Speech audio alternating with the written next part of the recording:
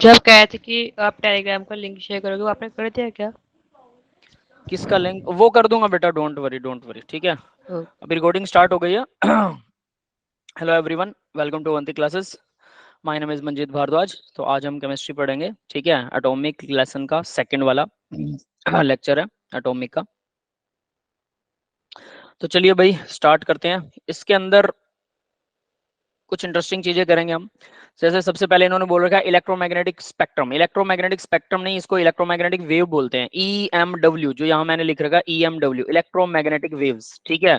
क्या होती है इलेक्ट्रोमैग्नेटिक वेव? तो ये वाला जो पार्ट है ना बेटा, need not to read that, ठीक है। इसको आप बेशक रीड मत कीजिए, ये किसी काम का नहीं है। तो मैं इसके ऊपर एक बिग वाला क्रॉस लगा रहा हूँ, ठीक है, ताकि आपको ये समझ में आ जाए कि ये आपको नहीं पढ़ना है। क्लियर है भाई? इलेक्ट्रोमैग्नेटिक वेव्स है और ये आपको रीड नहीं करना है।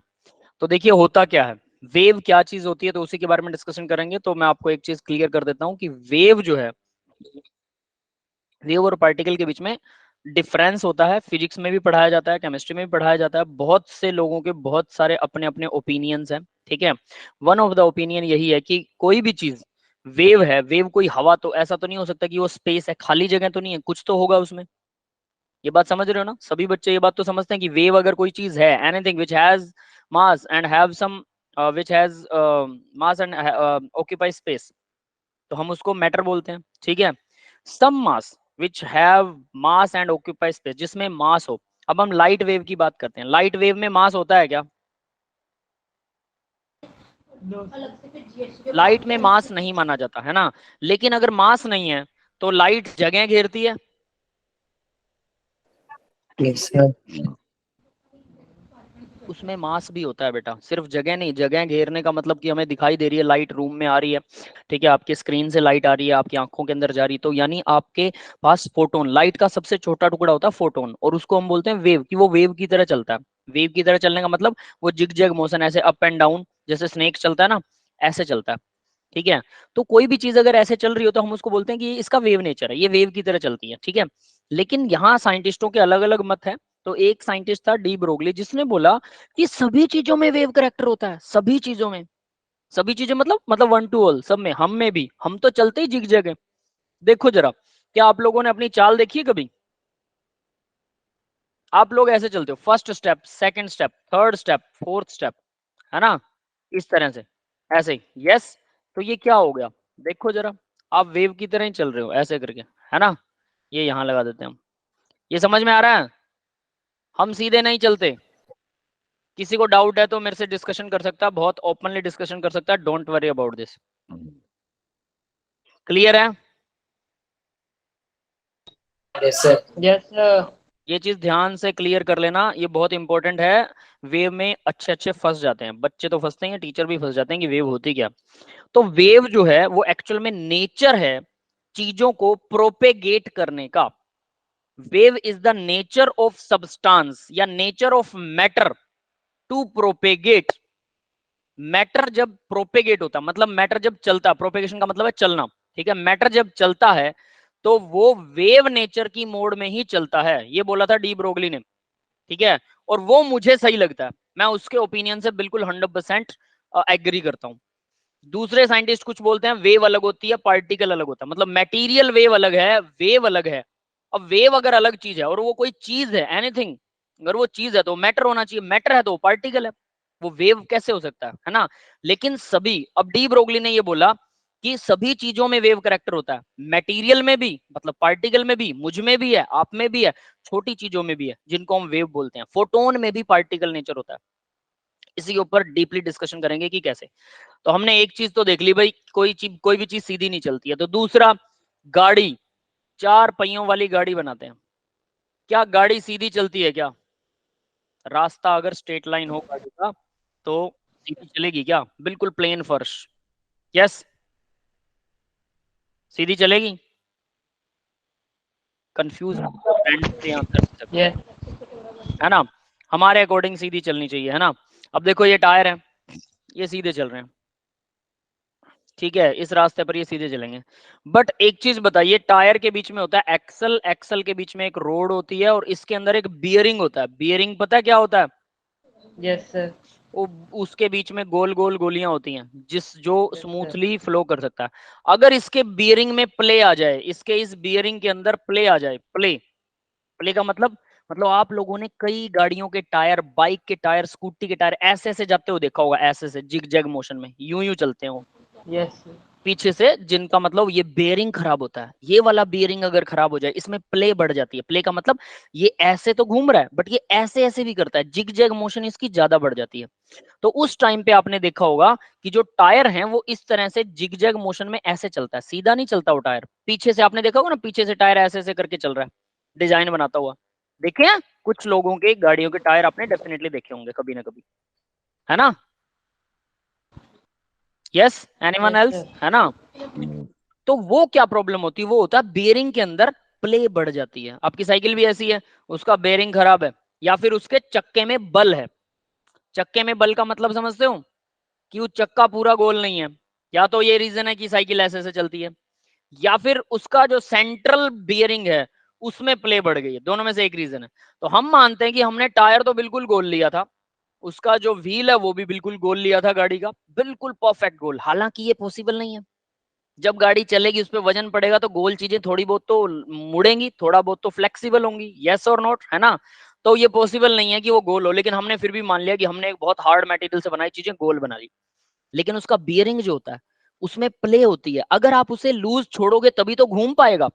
अगर आप उसे टाइट कर दोगे, जरूरत से ज्यादा टाइट, तो वो जाम हो जाएगा, टायर तो घूमेगा ही नहीं। इस बात से एग्री करते हो सभी? यस। तो देखिए, अगर वो जाम हो गया तो हम बोलेंगे परफेक्ट फिट है। लेकिन अगर वो घूम रहा है, इसका मतलब उसमें स्पेस है। हम बोलेंगे सर सिर्फ ऐसे, आप बोलेंगे सिर्फ ऐसे घूमने का स्पेस है। भाई ऐसे घूमने का स्पेस तभी हो सकता है जब उसमें ऐसे लेफ्ट राइट में भी थोड़ा बहुत प्ले हो। तो इसका मतलब आपकी गाड़ी का टायर जो है बिल्कुल परफेक्ट होते हुए भी, या साइकिल हो, बाइक हो, गाड़ी हो, कुछ भी हो, वो ऐसे ऐसे थोड़ा बहुत करता है, थोड़ा बहुत ऐसे ऐसे करके चलता है। लेकिन वो इतना कम होता है इस तरह से चलना कि हम कह सकते हैं कि वो सीधा ही चल रहा है। क्यों? टायर का साइज बहुत बड़ा है। टायर का साइज इतना बड़ा है कि ये जो ऐसे हल्का हल्का ऐसे ऐसे करके मोशन कर रहा है ना टायर, तो हमारे हिसाब से वो सीधा ही चल रहा है। ठीक है? और तो हम इस ऐसे ऐसे वाली मोशन को नेग्लेक्ट कर सकते हैं, कर सकते हैं, ये ना के बराबर यस होगी। सर। तो इसको ऐसे मान लो कि टायर ने चलना है 10 मीटर, 10 मीटर टायर ने चलना है। तो एक्चुअल में अगर ये वाली मोशन, ये जिग जैग वाली मोशन को भी मैं मेंशन कर लूं, मतलब इस ये सीधी लाइन में तो 10 मीटर है, बट जिग जैग लाइन में ये मान लीजिए 10.01 मीटर की क्या बनती है, डिस्टेंस जो है, वो डिस्टेंस 10.01 मीटर का बनता है। तो मैं कहूं 10 मीटर चला टायर, या मैं कहूं 10.01 मीटर चला, कोई ज्यादा फर्क नहीं पड़ता। तो इसलिए मैं इसके जिग जैग मोशन को, वाइब्रेशन वाले मोशन को, यानी कि इसकी डिफ्लेक्शन को, है ना, जो बियरिंग के अंदर हल्का सा प्ले होती है, इसकी प्ले को नेग्लेक्ट कर सकता हूं। क्योंकि इसका साइज इतना बड़ा है कि अगर हल्की फुल्की प्ले हो रही है तो इतने बड़े साइज में हल्का फुल्का हिलता हुआ चीज नजर ही नहीं आ रही। ये बात समझ में आ रही है? Yes sir sir. स्कैन करें कैसे लग क्या बेटा, दोबारा बोलिए। शाहनवाज बेटा दोबारा से बोलिए, मुझे आपका क्वेश्चन समझ में नहीं आया। यस, या लिख दीजिए, कोई बात नहीं। ठीक है, तो आगे बढ़ते हैं। तो यानी हल्की सी मोशन हम, हल्की सी मोशन, हल्की सी प्ले हम कर सकते हैं, कोई दिक्कत वाली बात नहीं है। ये बात कंफर्म होगी कि बड़े साइज में अगर हल्का फुल्का वो हिल रहा है टायर, हल्का फुल्का आपकी आंखों से दिखाई नहीं दे रहा, तो वो ना के बराबर हिल रहा है। वो जितना डिस्टेंस कवर कर रहा है उसको जिग जैग मोशन का डिस्टेंस भी मैं ये कह सकता हूँ ना, ये ऊपर चल रहा है फिर नीचे चल रहा है। मैं इसको बड़ा करके, माइक्रोस्कोप से बड़ा करके ऐसे दिखा सकता हूँ कि चल तो ऐसे ही रहा है, और इसके इस तरह के चलने को, इस तरह के प्रोपेगेशन को कहते हैं वेव नेचर। ठीक है, स्ट्रेट लाइन में जाएगा लेकिन हल्का हल्का ऐसे घुक जाएगा, लेकिन साइज इतना बड़ा है, इतना बड़ा साइज है इसका कि हल्का हल्का चलना छोड़ सकते हैं, वो मैटर ही नहीं करता। ये बात क्लियर हो गई भाई सबको ना? यस और नोट? Yes sir.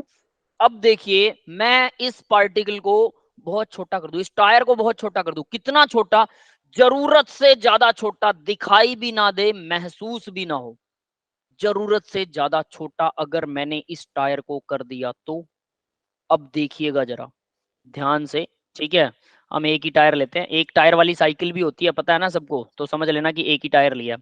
अब मैं क्या करता हूं, इसका साइज पार्टिकल का बहुत छोटा कर दिया, और ये जिग जैग मोशन है, इसको मैंने माइक्रोस्कोप से बड़ा कर दिया। माइक्रोस्कोप से बड़ा किया, बड़ी नहीं है ये, उतनी ही है जितनी टायर की बारी में थी। टायर जितना मोशन कर रहा था, जैसे मोशन कर रहा था, उतनी ये कर रही है ऊपर नीचे, लेकिन हमारा पार्टिकल बहुत छोटा होगा। कितना छोटा, ये रहा पार्टिकल। मैंने इसको बड़ा बनाया है, लेकिन एक्चुअल में यूं समझो कि यहां पर भी दिखाई नहीं देता। अब पार्टिकल इतना छोटा हो गया, और पार्टिकल चल रहा है यहां से लेकर, और पार्टिकल मान लीजिए कि पार्टिकल यहां पर पहुंच गया लास्टली, या मैं यूं कहूं कि इसको चलो यहीं पहुंचा देते हैं, यहां पर पार्टिकल यहां आ चुका है ना। तो ये पार्टिकल मान लीजिए अब 10 मीटर चल पड़ा, 10 मीटर, क्लियर है, पार्टिकल भी 10 मीटर ही चला। तो क्या आप ये जो ऐसे करके ऐसे करके ऐसे करके ये वाला आ रहा है, इस मोशन को क्या कहोगे, छोड़ दोगे? पार्टिकल नो की, सर। पार्टिकल को तो इसमें चलना पड़ा, तो मैं यह मान लेता हूं कि पार्टिकल जो है वो एक्चुअल में 15 मीटर चला था। एक्चुअल डिस्टेंस जो था वो 15 मीटर था, एक्चुअल डिस्टेंस, एक्चुअल 15 मीटर था, बट स्ट्रेट लाइन में चलेगा तो 10 ही मीटर चलेगा। तो 5 मीटर को क्या नेग्लेक्ट किया जा सकता है क्या? No sir. अगर ये पार्टिकल बहुत बड़ा होता, बहुत बड़ा, तो 5 मीटर को नेग्लेक्ट किया जा सकता था, क्योंकि पार्टिकल का साइज इतना बड़ा हो जाता तो वो डिस्टेंस 10 मीटर की जगह 10 लाख किलोमीटर चलता, और 10 लाख किलोमीटर में अगर 15 मीटर ज्यादा चला हो तो उसके मायने ही नहीं है, क्योंकि 15 मीटर से तो ज्यादा बड़ा हमारा पार्टिकल है। पार्टिकल का साइज 15 मीटर से भी ज्यादा बड़ा है। भीम का ये टायर लगा लो, अब वो आपको समझ में आएगा। इसको यूं लगा लो कि जैसे, अब मैं इसको सिंपल करके बताता हूं, बहुत ध्यान से देखना। मान लीजिए कि आपके पास में सड़क है एक, ठीक है, वो सड़क में इस तरह के छोटे छोटे छोटे छोटे गड्ढे हैं, बहुत छोटे, ठीक है, बहुत छोटे छोटे गड्ढे हैं, या जनरली हमारे इंडियन रोड में गड्ढे होते हैं, वही बनाते हैं, ठीक है, इंडियन रोड बनाते हैं, कोई दिक्कत ही नहीं है, ठीक है। आजकल गड्ढे नहीं है खैर, लेकिन इंडियन रोड्स के अंदर मान लो कि ये गड्ढा है, ये भी एक गड्ढा है, ठीक है, और इन दोनों गड्ढों के बीच में डिस्टेंस जो है वो मान के चलिए कि वो 1 मीटर है, यानी 3 फीट, ठीक है। ये बात समझ में आई सबको? 3 फीट का डिस्टेंस है दोनों गड्ढों के बीच में। अब मैं यहां पर दुनिया का सबसे बड़ा ट्रक लेके आ रहा हूं, दुनिया का सबसे बड़ा ट्रक, और ये गड्ढे की गहराई 1-1 फीट है, 1 फीट गड्ढे की गहराई है, याद रख लेना। दुनिया का सबसे बड़ा ट्रक कितना बड़ा होता है पता है? जो क्या बोलते हैं, माइनिंग में यूज होते हैं ट्रक, ठीक है, उनका साइज जो है इंसान की हाइट से दुगना होता है, दुगने से भी शायद ज्यादा, इंसान की हाइट से डबल से ज्यादा, मतलब 6 फीट से 12 फीट का हाइट में है टायर, है 12 फीट हाइट में, चौड़ाई है टायर की, मान के चलो 12 फीट हाइट है तो कम से कम 6-7 फीट की चौड़ाई है उसकी, 6 फीट चौड़ा टायर है। समझ में आ रही है ये बात मेरी सबको? Yes sir.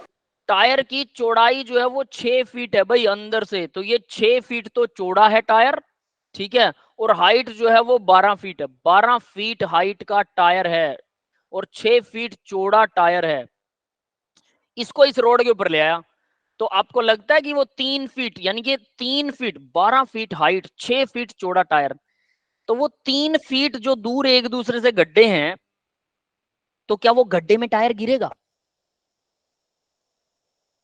उसको झटका No, लगेगा? वो तो ऊपर से चला no, जाएगा। sir. उसके लिए वो छोटे वाला गड्ढा तो है ही नहीं, उसके लिए तो प्लेन है रोड, समझ में आ रहा है? बड़े टायर के लिए रोड प्लेन है, यस और नोट? Yes, sir. है ना, ये बात इमेजिन कर सकते हो आप लोग। फिर मान लो कि अब हम इसके ऊपर एक छोटी गाड़ी लेके आते हैं, छोटी गाड़ी मतलब सपोज दैट 2 व्हीलर लेके आते हैं, बाइक, बाइक दोनों गड्ढों के ऊपर से जाता है, बाइक का टायर छोटा होता है तो वो डेफिनेटली उसको फील होगा। स्कूटी ले आते हैं, स्कूटी का टायर तो और छोटा होता है, वो और फील होगा, ठीक है। अब स्कूटी की जगह पर अगर मैं, आप लोगों ने वो देखे हैं बच्चे जो पैरों में टायर बांध लेते हैं, क्या बोलते हैं उसको, स्केटिंग, स्केटिंग, यस, देखा है बेटा सबने? Yes, sir. यस अब सर। मान लो उस बच्चे को बोलूं, उस वो भी तो टायर है ना, नेग्लेक्ट मत करना उसको, वो भी टायर है। हम बच्चे की बात नहीं कर रहे। मान लो कि आपके पास एक रेडी है, एक ऐसा कोई डिवाइस है जिसके नीचे वो टायर लगे हों, या इंसान ने टायर बांध रखे अपने पैरों पे, कोई एक ही बात मानो, उसको अगर मैं इस गड्ढे में से पास करूं, वो तो गड्ढे में रुक जाएगा, फंस यस सर, जाएगा, रुक जाएगा। फंस जाएगा ना। यानी कि एक बहुत भीम का है टायर, वो उसके लिए तो गड्ढा कुछ भी नहीं है, और एक छोटा टायर वो गड्ढे में फंस जाता है। क्लियर है? तो यहां पर भी वैसा ही हो रहा है।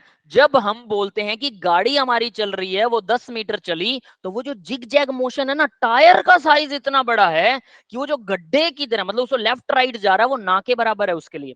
तो यानी बड़े टायर के लिए गड्ढा कोई मायने नहीं रखता, वो जिग जैग मोशन कर रहा है, वो गड्ढे को पार करेगा, बट उसके लिए वो स्मूथ है। यानी जब बड़े टायर होते हैं तो वो स्मूथ रास्ता, उनके हिसाब से वो स्मूथ रास्ता है। लेकिन जब टायर बहुत छोटा हो जाए, तो देखो मान के चलो कि मैं यहाँ पर एक छोटा सा टायर ले आया, इतना सा टायर, ठीक है, तो चलो दूसरे कलर से बनाते हैं, इतना सा टायर है, ठीक है। इस टायर को मैं इस गड्ढे में लेके गया, तो गड्ढे में वो नीचे चला जाएगा, नीचे नीचे नीचे नीचे, पूरा 1 फीट नीचे जाएगा, फिर ऊपर उठेगा, और फिर उसके बाद में ऐसे आएगा। यस, ये बात समझ में आई? Yes, sir. तो इस टायर ने जो डिस्टेंस कवर किया, और जो बड़े भीम काय टायर ने डिस्टेंस किया, वो तो सीधा निकल गया। तो मैं उस भीम काय टायर के लिए तो मानूंगा कि भाई साहब वो 1 मीटर, ये 1 मीटर ही, वो 1 मीटर ही चला। बट क्या ये छोटा टायर 1 ही मीटर चलेगा? यहां से इसे यहां तक पहुंचना, तो ये यहां पर स्मूथ चलेगा, उसके बाद में फिर से वो गड्ढा आएगा, गड्ढे के अंदर से जाएगा और फिर से ऊपर आएगा। और ये गड्ढा मैंने बोला था 1 फीट का है, 1 फीट गहरा है, तो वो 1 फीट नीचे जाएगा, फिर 1 फीट ऊपर आएगा, तो एक गड्ढे में 2 फीट का कवर कर लेगा वो डिस्टेंस, दूसरे गड्ढे में भी 2 फीट का करेगा, टोटल हो गया 4 फीट। 4 फीट का डिस्टेंस तो गड्ढे में कवर कर लिया इसने, और 1 मीटर ये रहा, तो 2 मीटर से ज्यादा, 3 फीट होता है 1 मीटर में, तो इसने तो 7 फीट कवर कर लिया। यानी 2 मीटर से 2.2 मीटर मान लेते हैं, मतलब 1 मीटर का डिस्टेंस 2.2 मीटर में डिस्टेंस कवर किया। तो क्या इसके डिस्टेंस को हम नेग्लेक्ट कर सकते हैं कि इसने 1 ही मीटर किया? नहीं, इसने तो ज्यादा किया। यस, क्लियर है?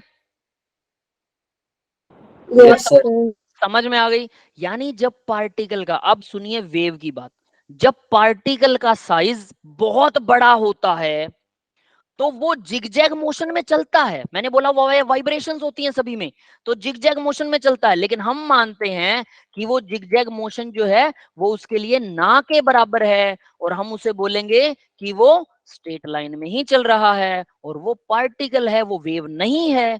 जिगजैग मोशन में चलने का मतलब वेव नेचर, सभी चीजों में वेव नेचर होता है, सभी चीजें ऐसे ही चलती हैं। तो हमने बोला कि हम ऐसे चलते हैं, वो दिखाई दे रहा है। गाड़ी के टायर में बबलिंग होती है, हल्की सी वाइब्रेशंस होती हैं, वो ऐसे है। तो अब एक क्वेश्चन उठता है, एरोप्लेन, क्या एरोप्लेन सीधे नहीं चलते? उनमें कौन सी बबलिंग है? वो कौन सा जिग जैग चलते हैं? वो तो सीधे चलते हैं। एरोप्लेन के अंदर, एरोप्लेन के अंदर अगर हम एरोप्लेन बनाते हैं, ठीक है, ये एरोप्लेन लगा लीजिए, ठीक है, और यहाँ इसकी एक टेल लगा देते हैं, इस तरह की टेल होती है, और ये लीजिए, ठीक है, हमने एक एरोप्लेन बना दिया। अब इस एरोप्लेन के अंदर आपको पता है इंजन होता है, इंजन जब चलता है तो वाइब्रेट करता है, पूरा एरोप्लेन वाइब्रेट करता है। आप लोगों ने कई बार ये हेडफोन लगाए हुए देखे होंगे, जो वो होते हैं, क्या बोलते हैं उनको, ड्राइवर, है ना, कैप्टन, क्या होता है वो, जो भी है, एरोप्लेन का ड्राइवर है ना, Pilot. Pilot, pilot. तो वो जो एरोप्लेन के पायलट हैं वो हेडफोन लगा के रखते हैं ताकि इंजन की वाइब्रेशंस उनको ना सुने। इंजन जब वाइब्रेट करेगा तो पूरा पूरा का पूरा एरोप्लेन शेक करता है, वाइब्रेट होता है, शेक होता है, पूरा हिलता डुलता है वाइब्रेशन से। यानी सीधा नहीं चल रहा, वो भी जिग जैग मोशन में चल रहा है, वो भी ऐसे ऐसे करके चल रहा है, लेकिन उसका उसका साइज इतना बड़ा है कि हम कह सकते हैं कि एरोप्लेन सीधा ही चल रहा है, क्योंकि उसके लिए वो जिग जैग मोशन ना के बराबर है। ये बात समझ में आ गई? Yes, sir. Yes, sir. इसका सीधा मतलब है कि जब चीजें बहुत बड़ी होती हैं तो उनका वेव नेचर, उनका जो जिगजैग मोशन में चलने का नेचर है, हम उसको मानते हैं जीरो। वो जीरो नहीं है, बट हम मानते हैं कि वो जीरो है। क्लियर है? क्योंकि वो ना के बराबर है उसके साइज के हिसाब से। सेम एज इट इज जब चीजें बहुत बहुत बहुत छोटी होती हैं, तो ये देखो छोटा सा पार्टिकल है ये वाला, इसको फोटोन मान लो आप, ठीक है। अगर मैं ये कहूं कि ये फोटोन है, ये फोटोन है, फोटोन क्या होता है भाई? फोटोन लाइट का सबसे छोटे पार्टिकल को फोटोन बोलते हैं। यस, क्लियर है सबको? लाइट के सबसे छोटे पार्टिकल को फोटोन बोलते हैं। हाँ बेटा, तो फोटोन जब चलता है तो वो ऊपर नीचे, वो छोटा होता है तो उसको ऊपर नीचे वाली मोशन को हम नेग्लेक्ट नहीं कर सकते, उसका टोटल डिस्टेंस कवर होगा ही होगा। तो इसलिए हम बोलते हैं कि ये वेव है, क्योंकि इसका मास इतना कम होता है। अब ध्यान देना, इसका मास इतना कम होता है कि हम कह देते हैं कि ये तो सिर्फ ऐसे ऐसे चल रहा है, लेकिन चल क्या रहा है? कुछ नहीं चल रहा, बस ऐसे ऐसे ऐसे कोई चीज है, क्या है पता नहीं, उसमें मास नहीं है। तो इसका मास ना के बराबर हो गया, बट इसका वेव नेचर अब उसे नेग्लेक्ट नहीं कर सकते, उसे नहीं छोड़ सकते, तो हम इसको बोलते हैं ये वेव है, ये मैटर है ही नहीं। लेकिन जब मास बहुत बड़ा था और वेव नेचर छोटा था तो हमने बोल दिया कि ये मैटर है, ये वेव नहीं है। समझ गए? लेकिन डी ब्रोगली ने एक हाइपोथेसिस दिया था, एक फॉर्मूला दिया था, जिसने बोला था कि सभी चीजों में वेव नेचर होता है, बड़ी चीजों में कम वेव नेचर होता है, छोटी चीजों में ज्यादा वेव नेचर होता है। तो जब वेव नेचर बढ़ेगा, जब साइज कम होगा तो वेव नेचर बढ़ेगा, पार्टिकल का साइज कम होगा तो मास कम हो जाएगा। ये समझ में आ गया? तो हम उसको सिर्फ और सिर्फ वेव बोल देंगे और कुछ चीजों को सिर्फ और सिर्फ पार्टिकल बोल देंगे। लेकिन इन दोनों के बीच में भी एक चीज आती है, बॉर्डर लाइन पे भी तो कुछ होगा ना। ये बात समझ में आ रही है? तो बॉर्डर लाइन यस पे क्या सर। होता है? इलेक्ट्रॉन जैसी चीजें, ना हम उसको वेव कह सकते पूरी तरह से, ना उसको पार्टिकल कह सकते, क्योंकि वो दोनों के गुण रखता है। किसी जगह पर तो उसका वेव नेचर आप छोड़ नहीं पाओगे कि नहीं नहीं भाई ये तो वेव है, इसको हम वेव नेचर को मना नहीं कर सकते। और किसी जगह पर उसके पार्टिकल नेचर को छोड़ना आपके लिए मुश्किल हो जाएगा कि नहीं भी ये तो पार्टिकल वाला नेचर दिखा रहा है, ये तो वेव वाला नेचर ही नहीं दिखा रहा। तो इसलिए उसमें डबल कैरेक्टर होता है, तो इसलिए बोला गया है ड्यूअल नेचर ऑफ मैटर। ये चीज बोली गई है, तो इसको अब याद रखिएगा, dual nature, dual nature of matter. ये समझ में आया भाई? सभी चीजों में वेव कैरेक्टर होता है, लेकिन उनका साइज अगर बड़ा है तो वेव कैरेक्टर को हम मना कर देते हैं कि है ही नहीं, बहुत कम होता है, ना के बराबर, तो उसको छोड़ा जा सकता है। और पार्टिकल नेचर भी होता है सभी चीजों में, वेव नेचर भी होता है, लेकिन अगर किसी चीज का साइज बहुत छोटा है, उसका मास ना के बराबर है, ना के बराबर मास, लेकिन उसका वेव नेचर ज्यादा है, तो हम उसको सिर्फ वेव बोल देते हैं। समझ गए? लेकिन दो सभी चीजों में वेव और पार्टिकल दोनों नेचर होते हैं। क्लियर है ये बात? ड्यूअल नेचर ऑफ मैटर क्या होता है, समझ में आ गया सबको? Yes sir. तो आपको कौन सा नेचर लेना है? Depend upon the size of the matter. अगर मैटर का साइज बहुत बड़ा है तो डेफिनेटली वो पार्टिकल है, वो वेव नहीं है। और अगर मैटर का साइज बहुत छोटा है तो वो वेव है, पार्टिकल नहीं है। बट अगर दोनों के बीच में कहीं आ रहा है तो दोनों है वो, तब उसको बोलेंगे कि ये दोनों वाला अपने दोनों गुण दिखा रहा है। लेकिन अगर कोई बड़ा है साइज में तो वो सिर्फ पार्टिकल नेचर दिखा रहा है, क्योंकि वेव नेचर उसका इतना इतना इतना इतना इतना छोटा हो जाता है, होता है। ये नहीं है कि ड्यूअल नेचर में था, सब चीजों में ड्यूअल नेचर है, मुझ में भी, आप में भी, सब चीजों में। हर चीज वाइब्रेट कर रही है तो वाइब्रेशन से डिफ्लेक्शंस होती हैं, और उसी को हम बोलते हैं वेव नेचर। जो वाइब्रेशन से ऐसे जिग जिग जिग जिग करते हैं उसको बोलते हैं। और हर चीज सॉलिड में सारे मोलिक्यूल्स, आपको पता ना, सॉलिड में सारे मोलिक्यूल लगातार वाइब्रेट करते रहते हैं, तो सॉलिड भी वाइब्रेट करते हैं। और जो वो चल रहा होगा सॉलिड, तो वो वाइब्रेशन तो रुकेगी नहीं, तो वो वाइब्रेशन की वजह से उसमें वेव नेचर बन जाएगा। लेकिन वो वेव नेचर ना के बराबर होगा, क्योंकि उसका साइज बड़ा है। जब साइज छोटा हो जाता है तो सिर्फ वेव नेचर रह जाता है और पार्टिकल नेचर ना के बराबर, और इन बिटवीन में कहीं सिर्फ फिर दोनों नेचर मैटर दिखाता है। क्लियर है भाई? वेव क्या होती है, समझ में आ गया? Yes, wave sir. क्या होती है, ठीक है। तो अब आप लोगों को जो भी समझ में आया, जैसा भी, गलत ठीक, चीजें तो समझ में आ गई होंगी, ये मेरे को पता है। अब मुझे कोई डेफिनेशन दे सकता है वेव की? जब आपको डिस्क्राइब करना हो, मैं कहूं कि डेफिनेशन दो, व्हाट इज वेव? अपनी तरफ से कोई भी स्टूडेंट अपनी तरफ से कुछ भी ठीक गलत बताइए, डरने की जरूरत नहीं है। ठीक है? अभी आप सीख रहे हैं, पहली बार किया है, और बता देता हूं, घबराने की बात नहीं है। अच्छे अच्छों को वेव और पार्टिकल के बीच में डिफरेंस नहीं पता, अच्छे अच्छों को नहीं पता। आज आपको क्लियर हो गया होगा, बड़ी चीज पार्टिकल, छोटी चीज वेव। छोटी चीज मतलब जिसका मास ना के बराबर हो। ठीक है? तो मैं अब आपसे ये पूछूं कि पार्टिकल और वेव में क्या डिफरेंस है, या मैं ये कहूं कि वेव की डेफिनेशन अगर देना चाहो तो क्या लिखोगे? समझा तो मैंने दिया, लेकिन लिखोगे क्या? What is wave? बताओ जरा।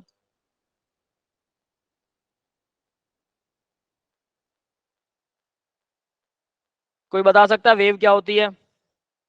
Anyone else? देखो इतनी देर से बोल रहा हूं बेटा, और अभी भी अगर आप लोग मेरे को आंसर नहीं दोगे तो इसका मतलब आपको समझ में ही नहीं आया। कोई तो बताइए।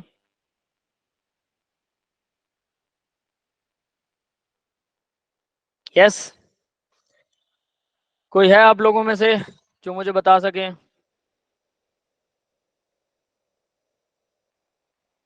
A matter has negligible mass and they are moving zigzag is called wave.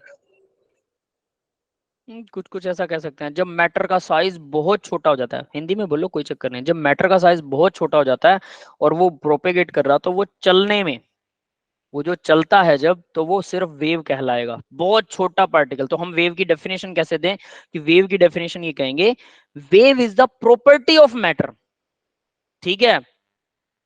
When matter is in propagation, जब मैटर चल रहा होता है तो मैटर ड्यूअल बिहेवियर दिखाता है। मैटर का जो चलने का तरीका होता है, the method of propagation of a matter is called wave nature. If matter is very small, ठीक है, या फिर यूं कह सकते हैं जिग जैग मोशन, किसी मैटर की जिग जैग मोशन जो है उसको हम वेव कैरेक्टर ऑफ मैटर बोलते हैं। या सिंपल बोलिए कि ड्यूअल नेचर ऑफ मैटर, कि मैटर जो है वो ड्यूअल नेचर रखता है, पार्टिकल एंड वेव बोथ, ठीक है। तो उसमें वेव क्या होती है कि वेव जो है वो उसकी जिग जैग मोशन या उसकी डिस्टर्बेंस है। Wave is a disturbance, disturbance होती है वो। कोई चीज प्रोपेगेट कर रही है स्ट्रेट लाइन में, तो उसके अंदर जो डिस्टर्बेंस है उसको बोलते हैं wave. If the matter is so small, then only wave nature is considered. If the matter is huge in size, then only particle nature is considered, क्योंकि उसकी डिस्टर्बेंस बहुत कम हो जाती है मुकाबले में उसके साइज के मुकाबले डिस्टर्बेंस अगर कम है तो वो पार्टिकल है, साइज के मुकाबले डिस्टर्बेंस अगर ज्यादा है, साइज छोटा डिस्टर्बेंस ज्यादा है, तो वो वेव है। तो wave is a disturbance, simple definition दे सकते हैं।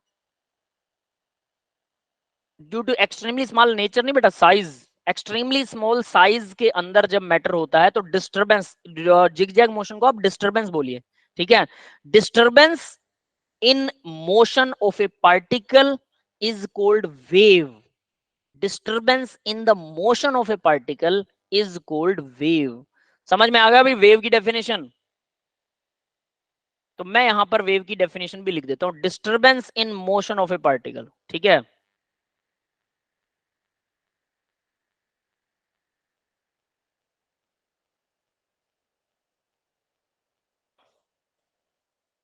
Disturbance in motion of a particle is called wave। समझ में आ गया वेव क्या है सबको? Yes guys? Yes sir. तो देखो डेफिनेशन लिखने में बहुत छोटी लग रही है, लेकिन आपको जो समझाया गया ना, ये अगर माइंड में नहीं है तो डेफिनेशन पढ़ने से समझ में नहीं आएगा। ये ध्यान रख लेना, ठीक है। तो भाई अब आपको वेव समझ में आ गया होगा कि वेव क्या होती है। डी ब्रोगली ने खुद बोला कि वेव होती क्या है। अब बात करते हैं इलेक्ट्रोमैग्नेटिक वेव की। इलेक्ट्रोमैग्नेटिक वेव क्या होती है? तो वेव बहुत तरह की होती है, सीधी सी बात ये है। साउंड भी वेव क्रिएट करता है ना, तो और इलेक्ट्रोमैग्नेटिक वेव्स भी होती हैं। तो इलेक्ट्रोमैग्नेटिक वेव्स क्या होती है? सबसे छोटे वाली जो वेव्स होती है ना, सबसे छोटा पार्टिकल जो होता है वो इलेक्ट्रोमैग्नेटिक वेव्स को क्रिएट करता है। तो क्या उससे छोटा पार्टिकल हो सकता है? उनसे छोटे भी पार्टिकल हो सकते हैं। पार्टिकल्स जब एक लेवल से छोटा हो जाए, मतलब इलेक्ट्रॉन से छोटे पार्टिकल्स जो वेव क्रिएट करते हैं उनको इलेक्ट्रोमैग्नेटिक वेव कहते हैं। समझ में आ गया? इलेक्ट्रॉन से काफी छोटे पार्टिकल, इलेक्ट्रॉन बीच में आता है ना, वो वेव भी है पार्टिकल भी है। तो उससे छोटा अगर कोई है तो वो वेव है, उससे बड़ा कोई है पार्टिकल है, उसका वेव नेचर नहीं है। तो इलेक्ट्रॉन से छोटे पार्टिकल्स को, इलेक्ट्रॉन से काफी छोटे कह सकते हैं। सिर्फ छोटे नहीं, आपको थोड़ा सा कम कर दिया सर, अब तो ये वेव भी रहा और पार्टिकल भी रहा है ना, वो इलेक्ट्रोमैग्नेटिक वेव बन गया? नहीं, काफी छोटे पार्टिकल, जब जो इलेक्ट्रॉन से काफी छोटे पार्टिकल्स जो होते हैं वो जिस मोशन में चलते हैं उनको, ऑब्वियस है वो वेव मोशन उनका हैवी होगा, तो वेव मोशन, उस उनकी वेव मोशन को इलेक्ट्रोमैग्नेटिक वेव बोलते हैं।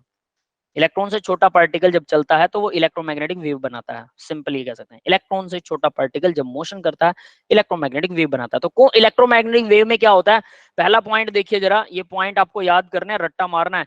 इलेक्ट्रिक प्लस मैग्नेटिक फील्ड दोनों होते हैं इसमें, ये बात समझ में आई? इलेक्ट्रिक और मैग्नेटिक फील्ड दोनों होते हैं। तो कैसे दोनों होते हैं? तो देखो ये जो ग्रीन लाइन जा रही है ना, ये वाली, ये परपेंडिकुलर है रेड वाली लाइन की, रेड वाली लाइन के परपेंडिकुलर है। ध्यान से देखो, बनाना शायद मुझे अच्छे से ना आया हो, लेकिन ये मैग्नेटिक और इलेक्ट्रिक फील्ड जो है वो एक दूसरे के क्या होते हैं? परपेंडिकुलर होते हैं।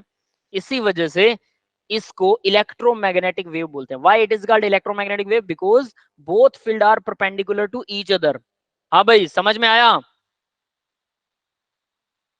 ये बात क्लियर हुई सबको? Yes sir. ठीक है, तो इलेक्ट्रोमैग्नेटिक वेव, सर अब आप, हाँ बेटा बोलो। सर ये दोनों वेव परपेंडिकुलर कैसे हुए एक दूसरे के? एक दूसरे के परपेंडिकुलर कैसे होंगे? देखो वो क्यों नहीं हो सकते बेटा? देखो ये एक सिंपल लाइन है, इस लाइन के ऊपर और नीचे ऐसे कोई चीज जा रही है, ऊपर नीचे, समझ रहे हो? तो ये इलेक्ट्रिक वेव, मान लो ये मैग्नेटिक वेव है, ठीक है, ये मैग्नेटिक वेव इसमें चल रही है। अब देखो एक चीज इसके ऐसे ऊपर है, मतलब मैं इसका कलर बदल देता हूँ, थोड़ा बेटर समझ में आएगा। ये तो था ऊपर और नीचे, और अप एंड डाउन में कह रहा हूं। अब ये साइड में भी तो एक दूसरे के ये 90 के एंगल पर ऐसे चल सकती हैं साइड में। ये समझ में आ रहा है? ये साइड में चल रही है और वो ऊपर नीचे चल रही थी, ऊपर नीचे। क्लियर है? Yes sir. एक दूसरे के हो गए ना परपेंडिकुलर, तो ये इसी तरह से हैं। इमेजिन करना थोड़ा शायद मुश्किल हो रहा होगा, लेकिन दोनों ही इस तरह से वर्क करते हैं। चलो मैं आपको इसका एक वो ढूंढ के देता हूं, ठीक है, डायग्राम।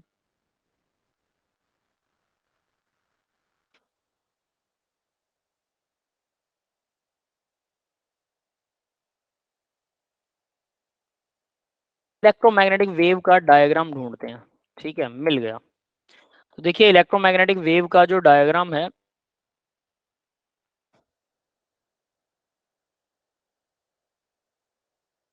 ये अच्छा डायग्राम है, ठीक है।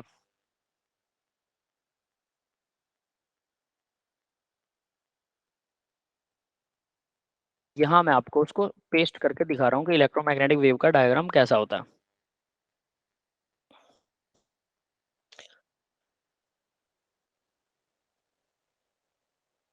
सेलेक्ट कैसे करते हैं इसको? सेलेक्ट नहीं हो रहा अभी। अच्छा, ये गलत जगह पर पेस्ट हो गया, यहाँ पेस्ट करते हैं इसको, तो यहीं पेस्ट होगा।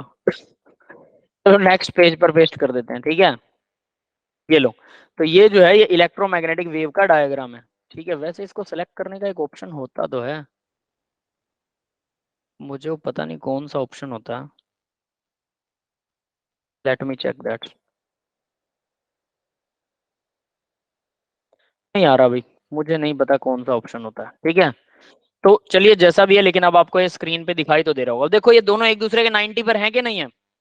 Yes sir. है ना? ये ऐसी होती है बेटा, मुझे वो बनाना नहीं आ रहा था। ये देखिए ये साइड में है और ये ऊपर नीचे चल रही है, ठीक है। तो इस तरह से दोनों एक दूसरे के 90 के एंगल पर है, ठीक है। That is electromagnetic wave. इसी को इलेक्ट्रोमैग्नेटिक वेव बोलते हैं, क्योंकि देखिए इसमें ये इलेक्ट्रिक फील्ड है रेड लाइन, और ये मैग्नेटिक फील्ड है, और ये डायरेक्शन है जिस जिस फील्ड में वो वेव जा रही है ना। तो ये वेव लेंथ, अब आगे वेव लेंथ वगैरह क्या होते हैं उसके बारे में डिस्कस करेंगे। तो पहली बात समझ में आ गया, भी मैग्नेटिक और इलेक्ट्रिक फील्ड इसके साथ चलते हैं, दोनों एक दूसरे के परपेंडिकुलर होते हैं, इस ऐसी वेव को बोलते हैं इलेक्ट्रोमैग्नेटिक वेव। नेक्स्ट देखिए, इलेक्ट्रोमैग्नेटिक वेव जितनी भी होती है सबकी स्पीड हमेशा सेम रहती है, 3 लाख किलोमीटर पर सेकंड। सेकंड पॉइंट आपकी स्क्रीन के ऊपर है, ध्यान से देखिएगा, 3 लाख किलोमीटर पर सेकंड, या फिर 3 × 10⁸ मीटर पर सेकंड, क्योंकि ऐसा यूनिट तो मीटर पर सेकंड में है। तो 3 × 10⁸ मीटर पर सेकंड और 3 लाख किलोमीटर पर सेकंड, इनकी स्पीड कभी बदलती नहीं है। इलेक्ट्रोमैग्नेटिक वेव की स्पीड हमेशा फिक्स रहती है, ये बदलती नहीं है। ये बात सबको समझ में आ गई? Yes sir. यस ठीक है। सर। थर्ड पॉइंट देखिए, वेव लेंथ क्या होती है। तो देखो वेव लेंथ के लिए मैंने यहाँ बना भी रखा, आपको साफ नजर आ रहा होगा। ये देखिए, ये पॉइंट और ये पॉइंट, इन दोनों के बीच के डिस्टेंस को वेव लेंथ कहते हैं। तो क्या सिर्फ यही वेव लेंथ होती है? नहीं, आप कहीं से भी शुरू हो जाओ, यहाँ से शुरू हो गए आप, तो यहाँ से वेव ऊपर की तरफ जा रही है, फिर उसके बाद नीचे की तरफ आ रही है, और फिर से ऊपर जाएगी ना, तो वहां रुक जाइए। इस और इस पॉइंट के बीच का ये वाला जो डिस्टेंस है ना, ये वाला जो डिस्टेंस है, ये भी वेवलेंथ है। तो आप कहीं से भी शुरू हो जाएं, कोई दिक्कत नहीं है, लेकिन शुरू होने के बाद उसी पॉइंट पर जब वापस आते हैं तो उसको बोलते हैं वेवलेंथ। समझ में आ गया? जैसे यहां से अगर मैं शुरू कर रहा हूं, वेव जाएगी नीचे, फिर आएगी ऊपर, वापस जब वो नीचे जाने लगे तो वहां रुक जाना है। तो ये पॉइंट हो गया। इन दोनों पॉइंट्स को कह सकते हैं। या फिर अगर आपने यहां से शुरू किया, ऐसे गए, ठीक है, वापस जब वो नीचे आएगी, ठीक है, नीचे से जब वो वापस ऊपर की तरफ जाने लगेगी, ये बात समझ में आ रही है, यहां से यहां तक, तो ये डिस्टेंस जो होगा वो वेवलेंथ होगा। तो कहीं से भी आप किसी भी डिस्टेंस को मेजर कर सकते हैं, जिस पॉइंट से शुरू हुए थे वापस उसी पॉइंट पे चली जाए। तो हम जनरली टॉप टू टॉप ले लेते हैं या बॉटम टू बॉटम ले लेते हैं। ये बात समझ में आ गई बेटा? वेवलेंथ, वेव की Yes, sir. लंबाई जो एक्चुअल में स्ट्रेट लाइन में है, मतलब हम स्ट्रेट लाइन की लंबाई को नाप कर रहे हैं कि पार्टिकल इस पॉइंट पे था और वो पार्टिकल दोबारा हाइट वाले पॉइंट पर आ गया, उसको बोलते हैं वेवलेंथ। इसको लैम्डा से रिप्रेजेंट करते हैं। लैम्डा उल्टा वाई होता है, उल्टा वाई लैम्डा, ठीक है, that is called lambda. Clear है भाई? ये बात सबको समझ में आ गई? यस और नॉट? Yes sir. ठीक है। और लैम्डा की शायद स्पेलिंग मैंने गलत लिखी है, एल ए होता है लैम्डा, है ना, एल ई नहीं होता, एल ए लैम्डा। तो ये हो गया लैम्डा, तो ये वेवलेंथ होती है। नेक्स्ट पॉइंट देखिए जरा, फोर्थ पॉइंट, फ्रीक्वेंसी। फ्रीक्वेंसी को रिप्रेजेंट करते हैं न्यू से। स्टाइलिश वी, आप इसे स्टाइलिश वी मान सकते हैं, स्टाइल में बनाया हुआ वी है ये, ठीक है, स्टाइलिश वी। वी को स्टाइल में बना दो, ये वी नहीं है, याद रख लेना। वेलोसिटी के लिए वी सिंबल होता है, फ्रीक्वेंसी के लिए न्यू सिंबल होता है, न्यू, न यू, न्यू रिप्रेजेंट बोलते हैं इसको। अब ये क्या होता है, इसको साइकिल पर सेकंड या फिर एच जेड हर्ट्ज में मेजर करते हैं, या साइकिल पर सेकंड, या अकेला पर सेकंड सर लिख एक बार सकते हो। ये एक्सप्लेन कर दो। क्या बेटा? सर एक बार ये एक्सप्लेन कर दो। हाँ, री एक्सप्लेन करता हूँ बेटा, रुकिए रुकिए, ठीक है। अभी देखिए फ्रीक्वेंसी क्या होती है। फ्रीक्वेंसी को हम रिप्रेजेंट करते हैं न्यू से, स्टाइलिश वी, स्टाइल में वी बना दो न्यू, ये वी नहीं है, ठीक है, ये सिंबल है रोमन लैंग्वेज का, इसको न्यू बोलते हैं। न्यू जो है वो फ्रीक्वेंसी है और इसको मेजर करते हैं साइकिल पर सेकंड में, या फिर इसे मेजर करते हैं हर्ट्ज में, ठीक है, साइकिल पर सेकंड या हर्ट्ज के अंदर इसे मेजर किया जाता है। अब ये साइकिल पर सेकंड हर्ट्ज क्या होता है उसको एक्सप्लेन करता हूं, ठीक है। मान लीजिए कोई वेव चल रही है, ये वेव है आपके पास, ठीक है, और मैंने यहां पर एक लगा दिया बैरियर, मैं यहां पर बैठ गया आराम से, और मैंने देखा कि एक सेकंड में कितनी वेव, हाउ मच वेव, कितनी वेव क्रॉस कर गई, एक सेकंड में कितनी वेव क्रॉस कर गई इस एरिया को, उसको बोलते हैं फ्रीक्वेंसी। समझ में आया फ्रीक्वेंसी क्या है? नंबर ऑफ वेव्स, अब देखो नीचे डेफिनेशन लिख रखी है मैंने, number of wave passed in 1 second, एक सेकंड में कितनी वेव पास कर गई, इसको बोलते हैं फ्रीक्वेंसी। यहां पर मान लीजिए मैं बैरियर लगा के बैठा हूं, ये बैरियर है इस जगह पर,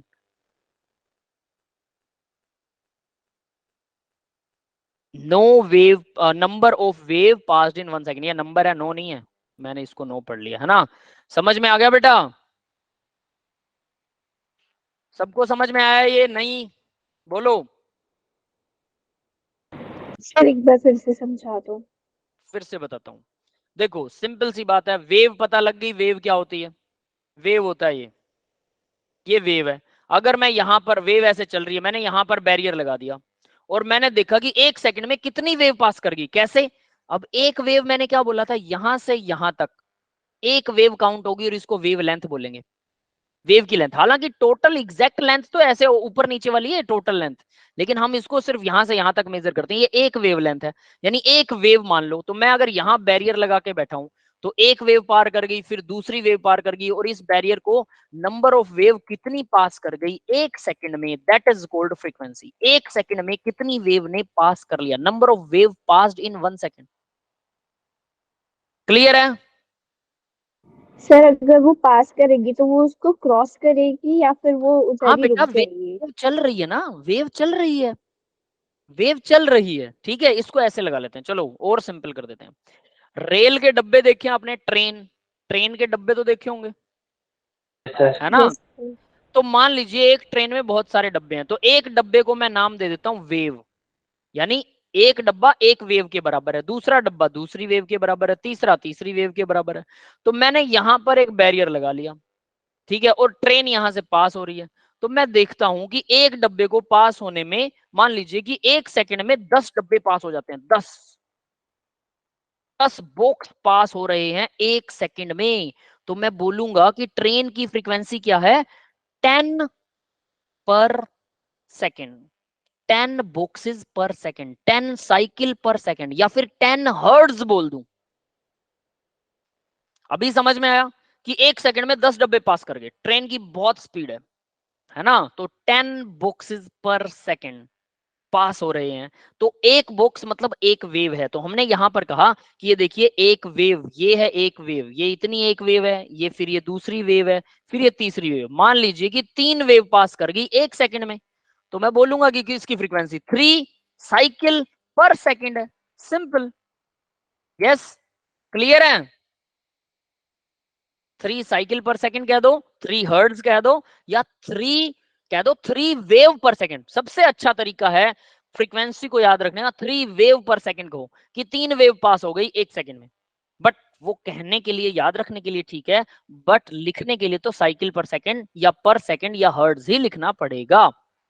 ठीक है, तो कितनी वेव पास हुई 1 सेकंड में, दैट इज कॉल्ड फ्रीक्वेंसी। और फ्रीक्वेंसी जो होती है वो डायरेक्टली प्रोपोर्शनल टू एनर्जी होती है। एनर्जी के डायरेक्टली प्रोपोर्शनल, यहां मैंने लिखा हुआ है nu directly proportional to energy. मतलब अगर फ्रीक्वेंसी बढ़ रही है, 1 सेकंड में 10 की जगह 20 डब्बे पास हो गए, तो मतलब वो स्पीड में है, ट्रेन स्पीड बढ़ रही है एक हिसाब से, है ना। लेकिन याद रखना इनकी स्पीड हमेशा फिक्स रहती है। इलेक्ट्रोमैग्नेटिक की वेव्स की स्पीड 3 लाख किलोमीटर पर सेकंड ही रहती है, तो स्पीड कैसे बढ़ सकती है भाई, 10 डब्बे कैसे पार कर सकते हैं, इज दिस पॉसिबल। हाँ, कैसे, 1 सेकंड में पहले 10 डब्बे पार हो रहे थे, अब मैंने डब्बे का साइज 50% कर दिया, अब 1 सेकंड में 20 हो जाएंगे कि नहीं, यस और नॉट। Yes sir. ट्रेन की स्पीड उतनी है, तो यहां इनकी ट्रेन की स्पीड उतनी ही है। लेकिन अगर मैं डब्बे का साइज कम कर दूं, मतलब मैं क्या करूं, ये जो है ना वेव लेंथ को आधा कर दूं, आधा, यानी वेव की लेंथ ही आधी हो जाए। तो वेव की लेंथ आधी ऐसे हो सकती है भाई, इस तरह से वेव की लेंथ। अब देखिए वेव कितनी आ गई है, एक इसमें है, 2 3 4 5 वेव हो गई इतने से एरिया में, और जबकि पहले इतने एरिया में एक ही वेव थी, है ना, अभी 5 कर दी मैंने। तो यानी कि वेव लेंथ को अगर मैं छोटा कर दूं तो फ्रीक्वेंसी बढ़ जाएगी, और फ्रीक्वेंसी डायरेक्टली प्रोपोर्शनल है एनर्जी के, तो वेव लेंथ इनवर्सली हो जाएगी, क्योंकि फ्रीक्वेंसी बढ़ेगी तो एनर्जी बढ़ रही है, बट फ्रीक्वेंसी बढ़ेगी तो वेव लेंथ को कम होना पड़ेगा। ये बात समझ में आ रही है, क्योंकि टोटल स्पीड उतनी ही रखनी है ट्रेन की। यस बेटा, क्लियर है सबको। चलिए, तो अब आपको ये फ्रीक्वेंसी समझ में आएगी, frequency directly proportional to energy, इसी के बेस पर हम एक फॉर्मूला बनाएंगे, बस ये अब याद रखने के लिए, बाद में आपको अपने आप याद हो जाएगा, डोंट वरी। लेकिन फ्रीक्वेंसी होती क्या है, 1 सेकंड में कितने डब्बे पार कर गई, कितनी वेवलेंथ पार कर गई 1 सेकंड में। अब बात आती है कि 5वां पॉइंट देखिए जरा, इन वेव्स को no medium required to propagate, इनको प्रोपेगेट करने के लिए मीडियम की जरूरत नहीं होती। यस, क्लियर है सबको, इनको प्रोपेगेट करने के लिए मीडियम की जरूरत नहीं होती। नेक्स्ट देखिए, नेक्स्ट पॉइंट छठा, इन वेव की जो हाइट होती है ना, ये वाली हाइट, ये वाली हाइट, ये छोटी बड़ी ये भी हो सकती है, छोटी या बड़ी, ठीक है। कोई वेव ऐसे हो सकती है जिसका अगर आपको वेव की लेंथ बढ़ानी हो घटानी हो, तो आप इसको ऐसे लंबा कर दीजिए, बहुत लंबा, ऐसे, ठीक है। तो वेव की हाइट बढ़ गई, हाइट बढ़ने को बोलते हैं एम्पलीट्यूड, ए से रिप्रेजेंट करते हैं इसको, और ये होता है amplitude of wave, height of wave. Yes guys, clear है बेटा सबको ये। Yes sir. तो ये हाइट ऑफ वेव को एम्पलीट्यूड भी बोलते हैं, याद रखिएगा। आगे बढ़ते हैं, 7वां पॉइंट देखिए, वेव नंबर एक चीज होती है, वेव लेंथ अलग चीज थी, लैम्डा वेव लेंथ था, नंबर क्या होता है, वेव नंबर होता है न्यू बार, न्यू के ऊपर बार का साइन है, हाइफन है न्यू के ऊपर, ठीक है। और ये होता है 1/λ, यानी रेसिप्रोकल ऑफ वेव लेंथ, वो होता है वेव नंबर। यस, याद रहेगा ये, रेसिप्रोकल, उल्टा, 1/λ, 1/λ इज कॉल्ड वेव नंबर, जिसको रिप्रेजेंट करते हैं न्यू बार से। इसको फ्रीक्वेंसी मत समझिएगा, फ्रीक्वेंसी के लिए ओनली न्यू होता है, ये न्यू बार है। यस, गॉट माय पॉइंट, ठीक है। अभी ये तो थे सिंपल पॉइंट्स वेव के बारे में। अब बात आती है इनका फॉर्मूला। 8वां और 9वां point most important point of the wave nature है। ठीक है, वेव क्या होती है आपको पता लग गया। वेव इज ए डिस्टर्बेंस, बस बात खत्म। एक वर्ड में आंसर देना हो, वेव इज ए डिस्टर्बेंस। लेकिन इस डिस्टर्बेंस को समझाने के लिए मुझे देख लीजिए 1 घंटा हो चुका बोलते हो, है ना। तो डिस्टरबेंस इतना आसान नहीं है। ये वर्ड डिस्टरबेंस कह देते हैं, लेकिन कोई भी चीज जब जब चलती है तो वो डिस्टर्ब होके चलती है, वो सीधी डायरेक्शन में नहीं चल सकती। अगर वो चीज का साइज बहुत बड़ा है तो हम डिस्टरबेंस बहुत छोटी है तो हम उसको बोलते हैं कि ये डिस्टर्ब नहीं है, इसमें वेव नेचर नहीं है। लेकिन अगर कोई चीज बहुत छोटी है, उसका साइज इतना छोटा है, उसका मास ना के बराबर है, उसमें मास है ही नहीं, हम ये कहते हैं कि उसमें मास ही नहीं, तो उसको बोलते हैं कि उसमें वेव नेचर है और उसमें पार्टिकल नेचर नहीं है। और ये सारा हाइपोथेसिस डी ब्रोगली के अकॉर्डिंग है। डी ब्रोगली ने बोला था। कुछ साइंटिस्ट वेव और पार्टिकल को बिल्कुल डिस्टिंक्ट करके पढ़ते हैं, लेकिन मैं बोलता हूं डी ब्रोगली ने ऐसा बोला है साफ साफ, तो वेव और पार्टिकल अलग चीजें नहीं है। पार्टिकल जब बड़ा होता है तो उसको पार्टिकल बोल देते हैं, जब बहुत छोटा होता है ना के बराबर तो उसका साइज पार्टिकल का ना के बराबर हो जाता है, मास ना के बराबर हो जाता है, तो उस वो है तो पार्टिकल ना, भले ही छोटा है। उसकी डिस्टरबेंस जो है वेव नेचर को हम नेग्लेक्ट नहीं कर सकते, तो उसका वेव नेचर बढ़ जाता है, इसलिए उसको सिर्फ वेव बोल देते हैं। क्लियर है भाई ये बात। बार बार एक ही डेफिनेशन डिफाइन कर रहा हूं, फिजिक्स में भी काम आएगी, याद रख लेना। और वहां पे क्लियर नहीं होता। वेव के लिए जनरली पता है क्या बोलते हैं, जैसे इंसान के करेक्टर होते हैं वैसे भी एक वेव होती है, और वेव के भी कुछ करेक्टर होते हैं, और सीधा करेक्टर समझा देंगे। वेव है क्या चीज सारी जिंदगी पता नहीं लगेगा। मोस्ट ऑफ द टीचर्स ये करते हैं, याद रख लेना। समझ गए। आपके स्कूल वाले टीचर तो ऐसे ही समझाएंगे, गारंटी देता हूँ। वो वेव को डिफाइन ही नहीं कर पाएंगे। ठीक है। एम्पलीट्यूड दोनों साइड से बढ़ेगा या फिर किसी एक साइड से भी कम या ज्यादा बराबर रहेगा बेटा एम्पलीट्यूड। वेव का एम्पलीट्यूड जो है अगर नीचे जितनी गहराई में जा रही है तो ऊपर भी उतनी जाएगी। एक्चुअल में जो बीच में लाइन है इसको लाइन मत समझो बेटा, सीधी सी बात। ये आपको लाइन लग रही है ना, ये तो बाद में लगाई हमने। वेव तो होती है ऐसे, ठीक है। तो उसका एम्पलीट्यूड हमेशा बराबर, बीच में से काटोगे तो हमेशा बराबर ही रहेगा। क्लियर है। Yes sir. सर एक बार 8th वाला पॉइंट फिर से समझा दो। 8th पॉइंट तो मैंने बताया नहीं बेटा अभी, रुकिए। ठीक है, हम तो उसी में थे। अब देखिए 8th और 9th पॉइंट बहुत इंपॉर्टेंट है भाई।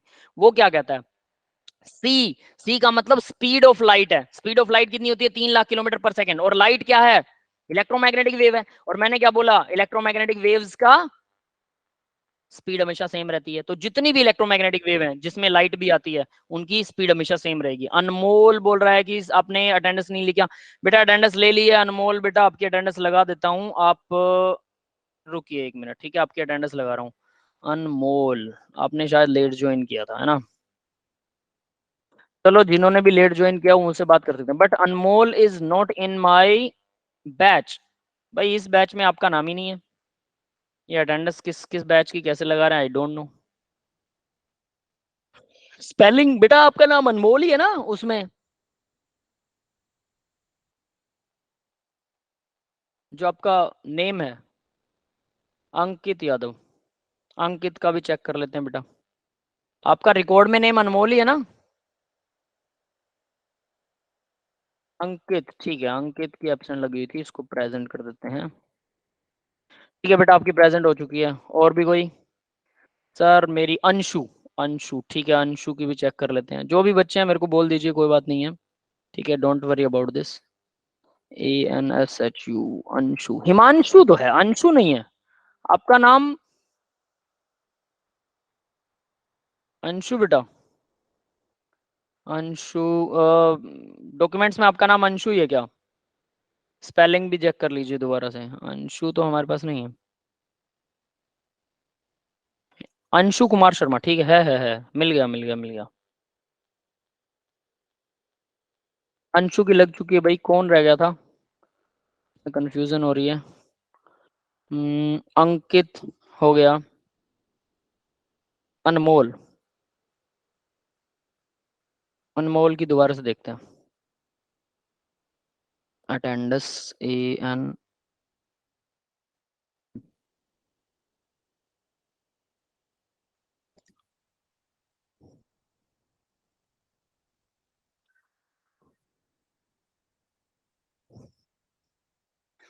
अनुज तो है, अनमोल तो नहीं है।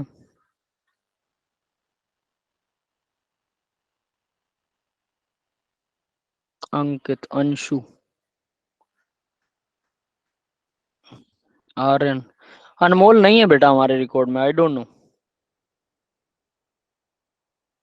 ठीक है, अनमोल मिश्रा, अनमोल मिश्रा बेटा आपका नाम ही नहीं आ रहा, आई डोंट नो। चलो कोई बात नहीं, फिर देख लेंगे। आप अपना ना सारा जो भी डाटा वगैरह मेरे को ना व्हाट्सएप कर देना, ठीक है। मैं दोबारा से चेक करवा दूंगा कि क्या प्रॉब्लम है, इनका नाम क्यों नहीं है, ठीक है।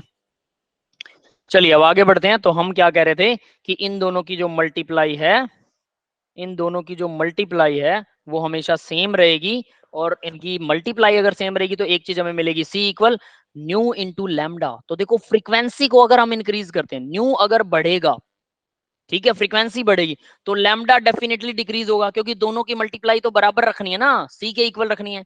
ये बात समझ में आएगी नहीं? एक को बढ़ाओगे तो दूसरा क्या होगा, डिक्रीज। यस गाइस, ये सबको समझ में आ रहा है? बोलिए जरा। Yes sir. तो इसका मतलब सी इक्वल न्यू इंटू लैम्डा, अगर एक बढ़ेगा तो दूसरा कम हो जाएगा, ये याद रख लेना, ठीक है। ये बहुत इंपॉर्टेंट स्टेप है। अब आगे बढ़ते हैं बेटा। तो इसमें सी की वैल्यू हमेशा फिक्स है, ये आपको हमेशा याद रहेगी, इसको कम ज्यादा नहीं कर सकते हैं। 3 × 10⁸ मीटर पर सेकेंड। और न्यू जो है, अब मैंने बोला था न्यू जो है वो फ्रीक्वेंसी, देखो nu frequency, frequency directly proportional to energy है, एनर्जी यानी फ्रीक्वेंसी बढ़ेगी तो एनर्जी बढ़ेगी। तो अगर फ्रीक्वेंसी बढ़ रही है तो लैम्डा घटेगा, ऑब्वियस है ना, क्योंकि दोनों की मल्टीप्लाई बराबर रखना है। तो लैम्डा अगर घटेगा तो एनर्जी के डायरेक्टली प्रोपोर्शनल होगा, लैम्डा बढ़ेगा तो एनर्जी के इनवर्सली प्रोपोर्शनल होगा, तो lambda inversely proportional to energy. ये भी दोनों चीजें याद रखनी है, ठीक है। ये आपको वैसे अगले फॉर्मूला में डायरेक्ट पता लग ही जाएगा, E equal h into new.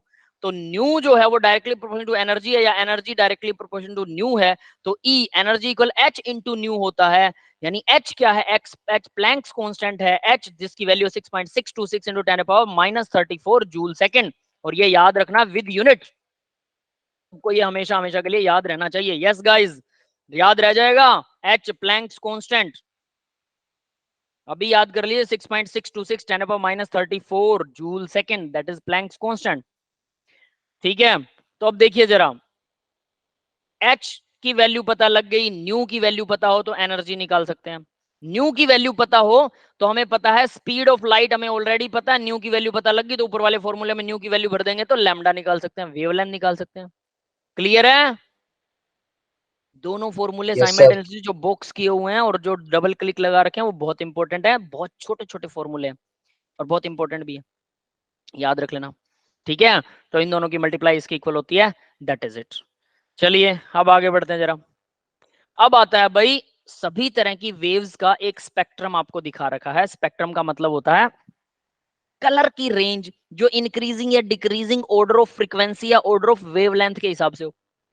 Frequency increase हो रही है तो एनर्जी इंक्रीज हो रही है, और फ्रीक्वेंसी इंक्रीज होगी तो लैम्डा डिक्रीज होगा। एक दूसरे के उल्टा है ये, क्योंकि दोनों की मल्टीप्लाई टोटल बराबर आना चाहिए, मल्टीप्लाई है ना। तो यहां देखिए, आपने नाम सुना होगा रेडियो वेव का, सुना हुआ है? Yes sir. रेडियो वेव कौन सी होती है? जिससे आपका टीवी चलता है, जिससे आपका मोबाइल चलता है, रेडियो वेव की टेक्नोलॉजी हो। सबसे कम फ्रीक्वेंसी की एनर्जी की, फ्रीक्वेंसी मतलब एनर्जी कह लो डायरेक्टली, क्योंकि E equal h into new है ना।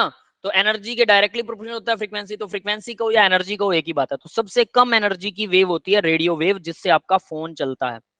फोन टीवी की रेंज आती है, जो एंटीना वगैरह के अंदर रेंज आती है, वो सब सबसे कम फ्रीक्वेंसी की है ये, ठीक है। ये आपको ऑर्डर याद करना, वैसे याद हो जाएगा जब आपको समझ में आएगा। रेडियो वेव टीवी वाली वेव होती है या फोन वाली वेव। उसके बाद माइक्रोवेव अवन का नाम सबने सुना है, माइक्रोवेव। हाँ बेटा, माइक्रोवेव का नाम सुना होगा, माइक्रोवेव। मेरे पास भी माइक्रोवेव नहीं है, I don't want to use that. वो वैसे अच्छा भी नहीं बोला जाता सेहत के लिए। अगर उसका दरवाजा खुला रख के आप लोग कोई कोई खाना पकाते हैं तो वो हेल्दी नहीं होता है, लेकिन कई बार पकाना पड़ता है खुला रख के दरवाजा भी, क्योंकि उसमें से वेपर निकल रहे होते हैं, धुआं निकल रहा होता है खाने में से कई बार, तो इसलिए उसको खुला रखना पड़ता है, जो कि हमारे लिए हार्मफुल है। तो इसलिए उसका दरवाजा कभी खुला नहीं रखना चाहिए, बट लोग रखते हैं, करते भी हैं, सारा कुछ सिस्टम होता है। तो ये माइक्रोवेव हमारे लिए खतरनाक होती है, खाना पकाने के काम आती है। क्या करती है ये पता है? पानी के मॉलिक्यूल को वाइब्रेट करवाती हैं। पानी के मॉलिक्यूल की वाइब्रेशन बढ़ेगी तो पानी क्या होगा, गर्म हो जाएगा, एनर्जी लेगा, और पानी अपने आसपास की चीजों को गर्म कर देगा। तो इसलिए कोई भी माइक्रोवेव में खाना रख रहे हो, अगर उसमें पानी है अगर वो गर्म हो, पानी है तो ही वो खाना गर्म होगा, अगर उसमें वाटर नहीं है तो वो खाना गर्म नहीं होगा। या फिर कोई और चीज, मान लो ग्लास रख दो, कुछ और रख दो, सूखी चीजें, ड्राई चीजें रखोगे तो उसका कोई असर नहीं है माइक्रोवेव पे। क्लियर है? ये बात सबको समझ में आ गई?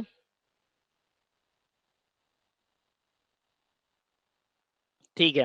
तो माइक्रोवेव खाना पकाने काम आते हैं। रेडियो वेव सबसे कमजोर होती है, माइक्रोवेव थोड़ी सी हाई फ्रीक्वेंसी की, हाई एनर्जी की होती है, हमारी बॉडी के लिए अच्छी नहीं है। हमारी बॉडी में पानी होता है, उसको वाइब्रेट कर देती है।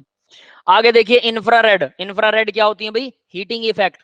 धूप में खड़े होते हो तो आपको हाथ पे गर्मी लगती है, वो इंफ्रारेड की वजह से। अगर उस इंफ्रारेड को हटा दिया जाए धूप में से, तो आप रोशनी, जैसे बल्ब की रोशनी होती है ना, तो वो हीट नहीं फेंकता है एलईडी बल्ब, बल्कि सिर्फ रोशनी, लाइट देता है। तो इंफ्रारेड हीटिंग इफेक्ट करती हैं, हीट करती हैं, और ये हीट को पहचानने का भी सेंसर की तरह काम करती हैं। तो इंफ्रारेड गोगल्स होते हैं एक, जो जंगल में, फॉरेस्ट में रहने वाले गार्ड्स को दिए जाते हैं। और वो गार्ड्स क्या करते हैं, वो गार्ड डॉग वगैरह को या कोई और खतरनाक एनिमल है उसको रात को देखते हैं। शेर वगैरह को रात को हमसे ज्यादा दिखाई देता है, शेर को, बिल्ली को, तो वो लोग छुप के हमला करते हैं, टाइगर और बिल्ली। तो इसलिए रात को जंगली जानवरों से बचने के लिए वो इंफ्रारेड कैमरे का यूज करते हैं। उसके अंदर वो रेड रेड से दिखाई देते हैं, क्योंकि वो क्या करता है, इंफ्रारेड कैमरा जो है वो सेंस कर सकता है किस चीज को, हीट को, हमारी बॉडी की हीट या एनिमल की बॉडी की हीट और उसके आसपास की चीजों की हीट में होता है डिफरेंस। किसी का टेम्परेचर ज्यादा, किसी का कम, तो वो डिफरेंस की वजह से उसका अलग से डायग्राम बना देगा और हमें पता लग जाएगा कि यहाँ कोई बड़ा एनिमल है और उससे बचा जा सकता है। तो इंफ्रारेड ये काम करती हैं, हीटिंग इफेक्ट दिखाती हैं। इंफ्रारेड कैमरा भी आता है, इंफ्रारेड लाइट्स भी होती हैं सीसीटीवी कैमरों के अंदर, जो रात को रेड रेड आपको कैमरे के अंदर दिखाई देते हैं, छोटे छोटे एलईडी बल्ब, वो इंफ्रारेड के होते हैं। देखे हैं किसी ने इंफ्रारेड रात को बल्ब, जो सीसीटीवी कैमरा होते हैं वो रेड रेड से नजर आते हैं, है ना? ये वही होता है इंफ्रारेड। तो याद रखना, हीटिंग इफेक्ट देता है और ये रात को देखने के काम आता है, क्योंकि ये टेम्परेचर में डिफरेंस कर सकता है और इस वजह से हमें वो इमेज अलग नजर आ जाती है।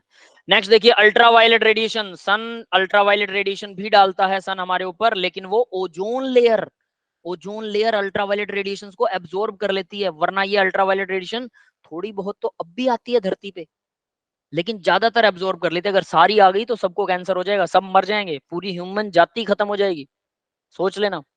तो अल्ट्रावायलेट रेडिएशंस को, सन से आने वाली रेडिएशन को कौन रोकता है? Ozone layer. ये वही अल्ट्रावायलेट है, तो इनकी फ्रीक्वेंसी और भी ज्यादा है। देखो रेडियो से हमें कोई फर्क नहीं पड़ता। माइक्रोवेव, अगर माइक्रोवेव अवन खुला है तो हमारे लिए खतरनाक है। इंफ्रारेड गर्म करती है शरीर को, माइक्रोवेव भी गर्म करता है पर वो पानी के मॉलिक्यूल को करता है, इंफ्रारेड वो भी हीट करती है। अल्ट्रावायलेट कैंसर फैला सकती है। एक्सरे, एक्सरे तो बिल्कुल ही कैंसर फैलाता है। कैंसर, एक्सरे के बारे में सबने सुना हुआ है, हड्डियों का एक्सरे करते हैं, यस सर। है ना? तो ये क्या है, डेंस मटेरियल में से एक्सरे पार नहीं होता, लेकिन लाइट मटेरियल में से पार हो जाता है। तो इसलिए जो आप लोग मेट्रो में देखते हैं ना, एक बंदा बैठा होता है, आपका बैग रख देता है और वो बैग फिर स्लाइडिंग से अपने आप बाहर आ जाता है, तो वो जो बॉक्स होता है उसमें एक्सरे होती है और उसके सामने एक स्क्रीन लगी होती है। तो अगर आप चाकू लेके जा रहे हो, गन लेके जा रहे हो, तो वो चाकू या गन की शेप बना देगा एक्सरे, उसकी इमेज बना के मॉनिटर पे प्रेजेंट कर देगा और सामने वाले बंदे को पता लग जाएगा कि ये गन या चाकू लेके जा रहा है। तो मेट्रो के अंदर ऐसे चेकिंग होती है, एक्सरे से चेकिंग होती है, याद सर रख अगर लेना। मेटल हो, अगर उसके अंदर कोई भी मेटल हो तो वो भी पता लग जाए बिल्कुल, किसी भी टाइप। मेटल की शेप पता लग जाएगी। अगर आप बॉक्स लेके जा रहे हो मेटल का, तो मेटल का बॉक्स नजर आ जाएगा उनको। बॉक्स कुछ भी मेटल का, एनीथिंग एल्स, कुछ भी मेटल का हो। किरिंग भी डालते हो ना, किरिंग, उसमें जो रिंग होता है, चाबी वाला रिंग, वो भी उसमें दिख जाता है। बट वो लोग उन चीजों को नेग्लेक्ट कर देते हैं, समझ गए? वो बहुत ज्यादा ध्यान नहीं देते उन चीजों पे, क्योंकि वो छोटी मोटी है। वो बड़े लेवल का हथियार टाइप में कुछ हो ना, AK-47 लेके जाओ, वो पकड़ लेंगे, ठीक है? भले ही बड़ा बैग लेके जाओ, उन्होंने पकड़ लेना वहीं पे। डायमंड हार्ड है बेटा, हार्डेस्ट मटेरियल है, डायमंड का एक्सरे भी आएगा। डायमंड में से एक्सरे पास हो जाती है क्या? देखो मैं नहीं कुछ कह सकता, आई कांट से दिस, ठीक है? डायमंड में एक्सरे पार होती है नहीं, चलो चेक करते हैं, आपने क्यूरियोसिटी क्वेश्चन पूछा तो। Diamond x ray,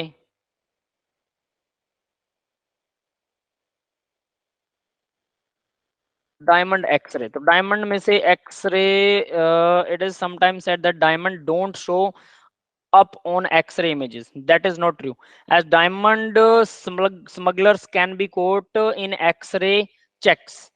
However, it is true that in the early days, X-ray diamond rings could be distinguished from synthetic or paste stone used in consumes jewellery X ray. ठीक है भाई, डायमंड खो जाता है, एक्सरे में ढूंढा जा सकता है बेटा, गूगल यही दिखा रहा है, डायमंड को एक्सरे में ढूंढा जा सकता है, तो एक्सरे को वो पास नहीं करता, ये कह सकते हैं। ठीक है, या अलग तरह का कुछ इमेज वगैरह दिखाएगा। आगे देखिए, उसके बाद में आता है एक्सरे। एक्सरे हमारी हड्डियों का भी एक्सरे हो जाता है, ये आप सब जानते हैं, बहुत खतरनाक रेडिएशंस होती हैं।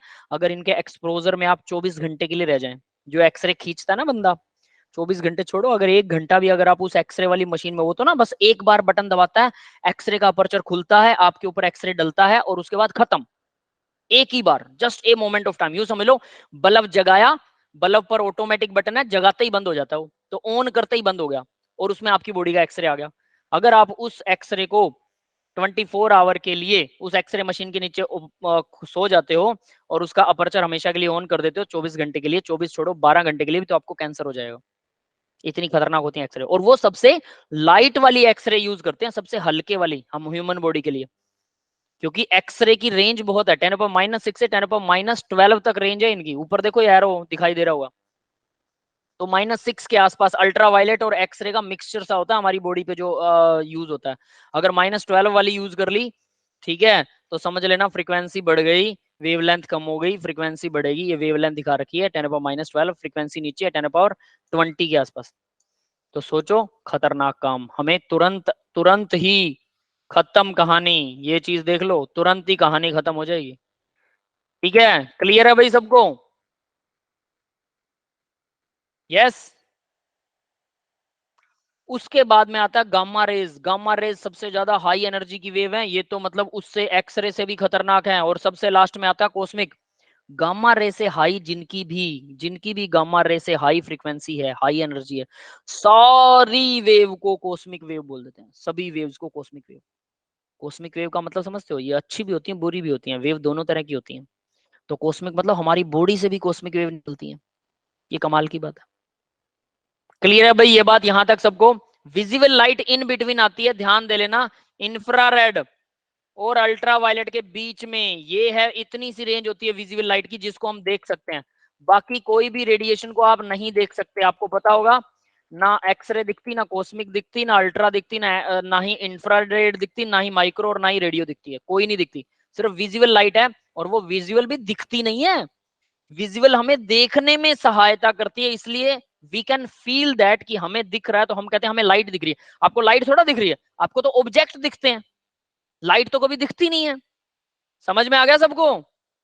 और विजुअल लाइट की रेंज होती है 400 से 700 नैनोमीटर, ऊपर नैनोमीटर में वेवलेंथ दिखा रखी है 400 से 700।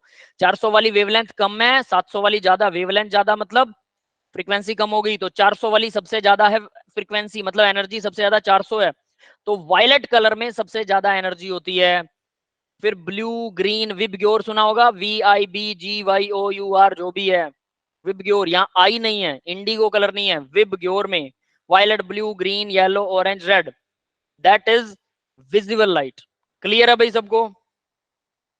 सर सबसे स्लोएस्ट वाली बेटा रेडियो है, रेडियो वेव। रचना बेटा, रेडियो वेव सबसे लोएस्ट होती है, इससे लोएस्ट वाली को हम नाम ही नहीं देते। क्लियर है? वो इलेक्ट्रोमैग्नेटिक वेव्स में उनका नाम नहीं लिया जाता। ठीक है, यस सर। सबसे हाई वाली कॉस्मिक है, दैट इज इट। इसके बाद में कंटिन्यूस स्पेक्ट्रा, अब स्पेक्ट्रा के बारे में पढ़ेंगे, कंटिन्यूस होता है, डिसकंटिन्यूस होता है, वो सब हम कल पढ़ेंगे। तो यहां तक आज के लिए था, that's all for the today's lecture. अब किसी को कोई डाउट है तो you can ask your doubts. मैं अब रिकॉर्डिंग को एक बार ऑफ कर रहा हूं, ठीक है?